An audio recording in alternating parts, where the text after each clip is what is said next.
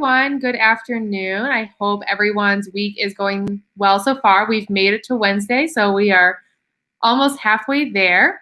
I am so excited that you've joined us for 90 Stories for 90 Years. DePaul is celebrating 90 years of Fraternity and Sorority Life being on campus, and we are interviewing faculty, staff, students, and alumni to celebrate this milestone. So I'm really excited to be with Samantha today. Samantha recently graduated, so she's going to tell us a little bit about her experience in undergrad and what she's been up since post-graduation. So Samantha, I'm going to throw it over to you to introduce yourself. Okay, well, thank you for that introduction. I'm Sam. I graduated June 2020 with a degree in marketing and a concentration in digital marketing. So I was part of the business school program. And I currently work as a social media associate for Sprout Social, which was a lot of S's to say at once. But yeah, I work for them, basically helping them schedule posts for social media, their various social media accounts, as well as I started my own small business recently, an Etsy store called Queenie & Co. Creations, where I make like different Greek-oriented paraphernalia for mostly members of my sorority, but I've also made crafts for people outside of my organization as well. So it's been a very busy quarantine, a very unpredictable quarantine, but I'm very thankful to still be here. Awesome. And I know you are from the Chicagoland area, so why did you end up choosing DePaul? Yeah, so my main reason for choosing was DePaul was financial based. I feel like most students end up coming to DePaul because they do have a pretty good financial aid package for students. As long as you're doing well, like in high school, like you get a pretty good offer. So I pretty much had a full ride to DePaul through various scholarships that I applied for. And I had like one called the Sid Feldman Legacy Fund program. And their scholarship like helped me meet my goal of the rest of the amount that I needed to attend DePaul full time. And even though I am from Chicago, I tried to like do the on-campus experience as much as possible. So I did live on campus like the first 2 years, and I got involved very quickly and tried to do my best to like stay on campus to get that full immersive experience, because like we are a city school, so it can be kind of difficult sometimes to feel like you are going to college, but I feel like I did still have a pretty great experience. That's awesome. And I know you were very involved, as you said, right from the beginning. And so I think that is what it really means to be a Blue Demon, is like to get out there and become integrated into, DePaul and the city. So can you tell us a little bit more about what it means to you to be a Blue Demon? Oh, that's a good question. I would say what it means to me to be a Blue Demon is also like very connected to the Vincentian mission of the university itself. Always being selfless, thinking of what can be done to help others as much as possible. So whether it be like participating in like a charitable organization, volunteering, Vincentian Service Day, or just helping somebody like with a simple like assignment, like doing peer review, just always looking out for others and helping others. I feel like that was like one of the most important parts of my undergraduate career, was always having people to rely on, always having people to help me no matter what. I never felt like I was alone at DePaul, so that's like definitely something I'm incredibly grateful for. So I guess being a Blue Demon is mostly about helping others and doing what you can to serve your community. That's awesome. And you kind of already spoke to what you've been up to since graduating DePaul. So if you want to go into that a little bit more, you're more than welcome to. And then also, can you talk about how your experience in Fraternity and Sorority Life helped you achieve your career goals? Yeah, so upon graduating from DePaul, I started working at Sprout Social in September, and I actually found that job, that role, through networking from a professor that I previously had within the marketing department. She recommended me for this role, and thankfully I was selected for it. I've also stayed connected with my sorority sisters, and during 2020, due to the unpredictability, I wasn't able to get involved in the Alumnae Association, but that is like one of my goals for 2021 is to be involved. in some way, shape, or form, but I am like an active member at large, and I still help our undergraduate sisters as much as I can, like whether they reach out to me for advice or like come into their virtual events. So that's been great. It's definitely like a different approach to sorority life. Can't say that that's like what people expected to get when they do join a sorority or a fraternity. But again, trying to stay as active as I can during these times. And you were pretty active both in your chapter and then the Multicultural Greek Council as a Fraternity and Sorority Life leader. So what lessons did you learn from being a leader within the Fsl community? And what was most challenging and the rewarding part as well? Yeah, I would say one of the biggest lessons I learned, kind of touching on what I said earlier, is to always reach out for help, like, and to know you're not alone. When I first joined my chapter, it was only myself and my Gamma mom. Like as the only active members, it was just two of us. So it was incredibly difficult to be a sophomore and trying to expand your organization, but also trying to balance that sisterhood versus business aspect of the organization. Like you can't really there's no actual roadmap or set of rules when it comes to something like that because it's so unpredictable. But we fortunately were able to grow our chapter while still hosting like large events such as our annual Gamma Gala, which is like the biggest fundraiser that my organization does every year. And the proceeds go back to the chapter and helping them expand and grow and host various events throughout the year.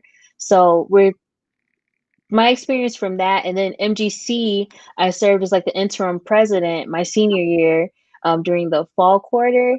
And that was a learning experience as well. You know, you have to deal with people from different backgrounds who have different communication styles. Like that was a huge lesson I learned. Everybody doesn't communicate the same way, and that's okay. You just have to learn how to tailor your approach. And being a leader, again, there's no necessarily set of rules that's going to apply one size fits all to each situation. So being able to think quickly on your feet, but still keeping everybody's best intentions in mind was probably like another big lesson that I learned. I know I said a few lessons, but those are like a couple of things that stood out to me from my undergraduate experience. I think you brought up such a good point around like how to maintain relationships with like with sisters and still like and while dealing with the business and then the sisterhood part, right? I think and deal with that in the real world as well. Like you're gonna have really great friends that are also coworkers, so you get to know when to kind of go from that personal to business all the time. Yeah, I completely agree. And I think that like a good thing that we have as an organization, like we have like sisterhood enhancement committee meetings, and it's not sometimes it can seem like it's a scary thing, but it's actually just about how can we better our sisterhood. So whether it be like you're not paying your dues on time or like you stop showing up for meetings or your grades aren't as well as they could be.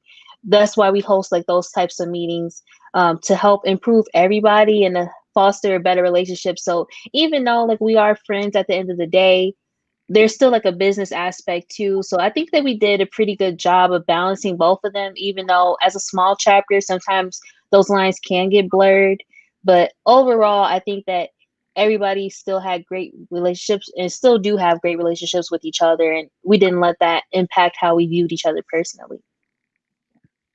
And you spoke about like how you can't do this alone and you like need to make sure that you go out and seek help or support from either peers or staff or faculty. So who was a mentor or an advisor that made an impact on your experience and why? That's a good question too. I would say one person that made a good impact on my experience would have to be Monica. She used to work for the Latinx Cultural Center. I forgot. I think she works for the Egan Center now. I think you're right. Yes. Yeah. I know she used to work for the Latinx Center. Right. I can't remember now what department she is in, but I know who you're speaking about. Right. I know she definitely changed, but she's still working at DePaul. I know that for sure. But yeah, she was a great mentor, like an unexpected mentor for me, because I am not a Latino person or Latina.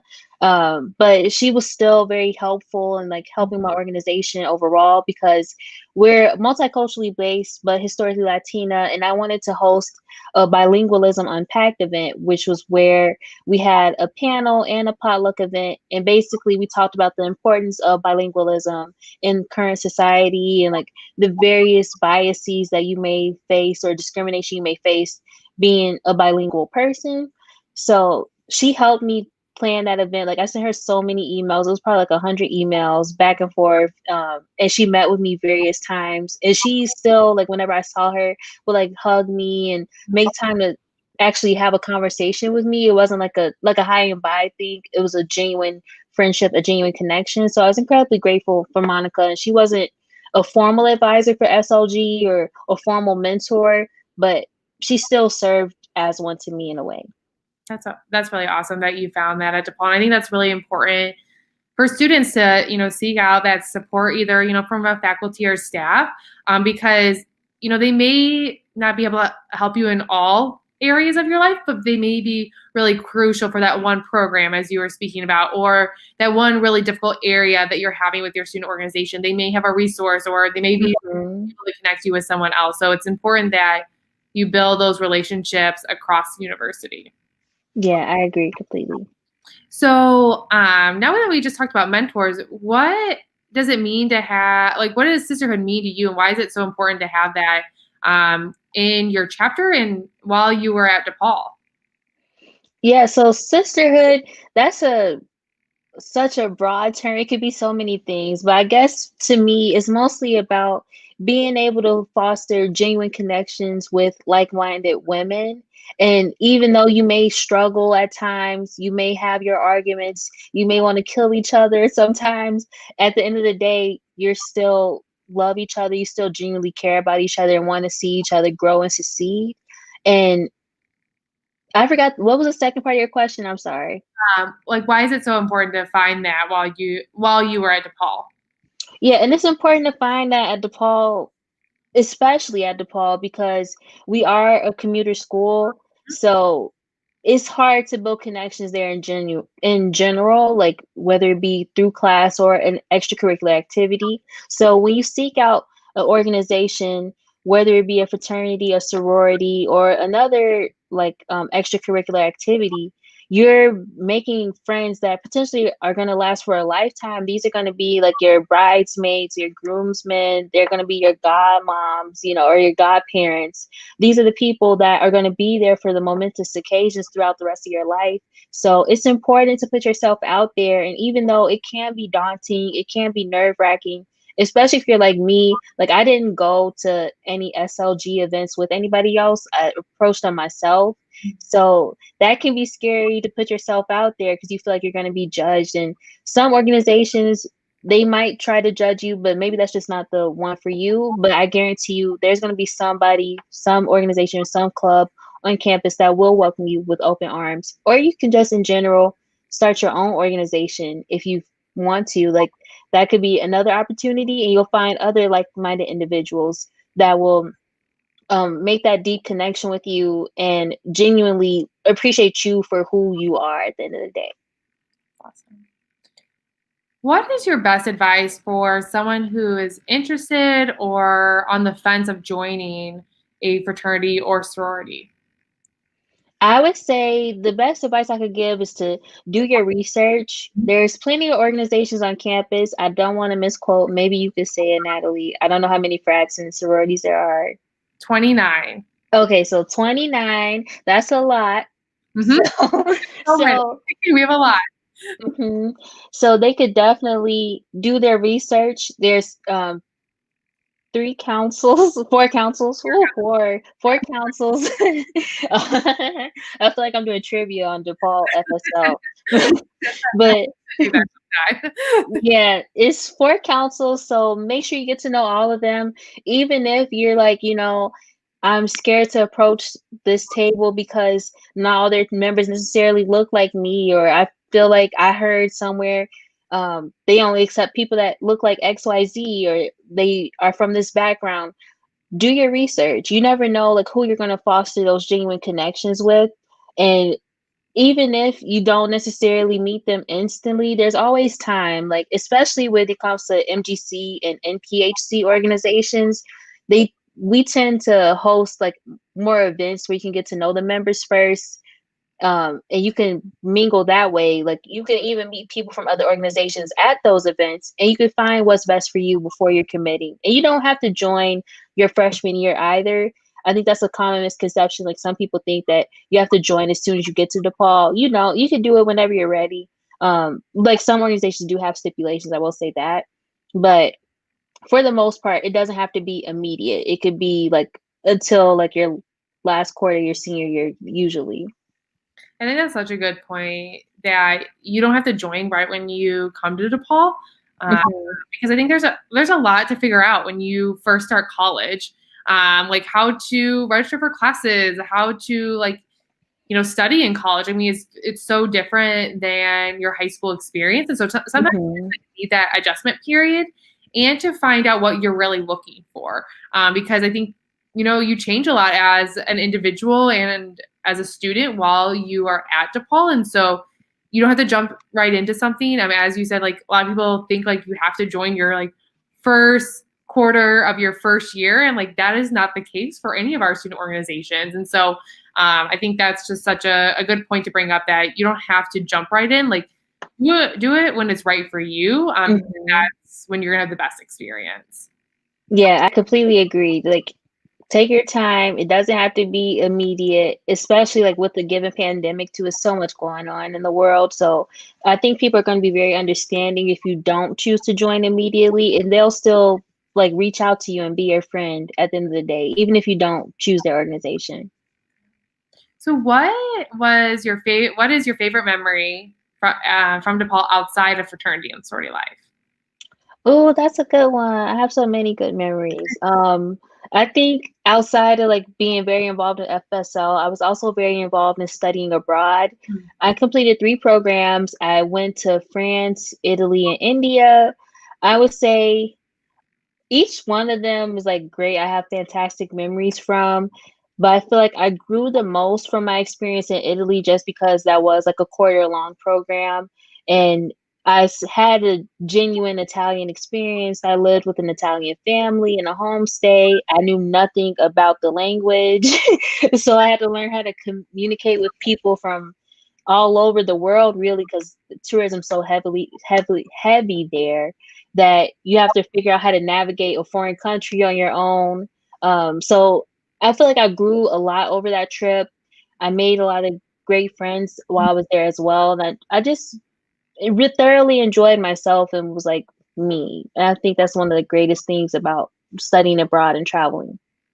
Yeah. And DePaul offers just so many different study abroad opportunities. As you said, like you went for entire quarter, but you could also go for, a short period of time during that winter break. And so I think that's what's nice is you can kind of like pick and choose what works best for your personal and then also academic schedule.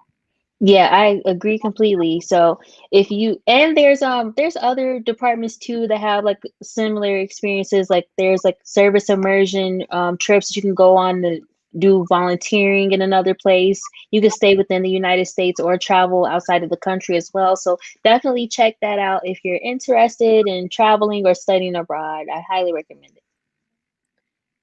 In closing, what is your favorite memory of being in your organization? Oh, that's a good one too. I have so many. I don't You can share know. more than one. You don't have to only Okay. share a couple. Okay, so the first one would have to be the retreat we had from my sorority's national retreat. Um, Lord, the years. Okay, 2019. So last year, right? Yeah, last year. Oh my God. It's been a This year lot has of been so years. I long. mean, I feel like this year has like been 5 years. So Hmm. yeah, I always am like, what year is it again? This week has felt like a month, so I definitely agree.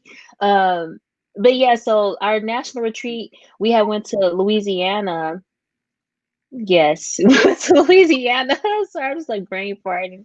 Um, And it was a great experience. Like, I'm not a road trip person, but we did a road trip there with some sisters from Northeastern Illinois University. They're also based in Chicago, the Gamma chapter of my organization. And I just got to meet so many great people while I was there. I had a lot of fun. I got to be fully immersed in like the Louisiana experience and learn how to be a better sister and bring new ideas back to my organization that will help us grow and improve. And another memory I would have to say was my favorite was the first FSL retreat that I went to. That was a lot of fun. I think I went to 2 or 3. So yeah, because you were a peer student leader, I think at least 1 or 2 of them. Right. Okay, so maybe it was the second one I'm thinking about then. Yeah, because the last one was last year. So I went to 3. So the second one was my favorite. That one was a lot of fun. I got to meet a lot of great people, a lot of genuine people, as well as like, again, learning new skills and tips to bring back to my organization. And I feel like the FSL retreats are a good way to meet people outside of your council. And that's an issue that people have had over the years. And it'll probably continue to be an issue. Like, it's hard to meet people that aren't involved in your council just because you don't tend to host events with each other. You don't tend to go to each other's events. And that's something that hopefully can change in the future. But that was a great way for me to interact with people from all parts of FSL, including advisors and faculty members or staff members. So that was a great experience. I had a lot of fun there too at the resort. Oh yeah, the Illinois Beach Resort and Conference Center. Yeah, that was a lot of fun. I really like that venue. So that was a great time. Well, thank you so much for sharing your experience with us. We really appreciate it. And, you know, we always welcome all alumni back to campus. Of course, once it's safe again to come back to campus, but please don't be a stranger. Come back and visit us. We always enjoy having alumni come back to events. So thank you again, Sam. And we will be having another 90 Stories interview tomorrow with Kiana Stone. Kiana Stone works in residential education, and I'm pretty sure she's been to the retreat a few times as well. She is a member of Delta Sigma Theta Sorority Incorporated. So come back tomorrow at 2 o'clock to hear her story. Thanks so much. Bye, everyone. Bye.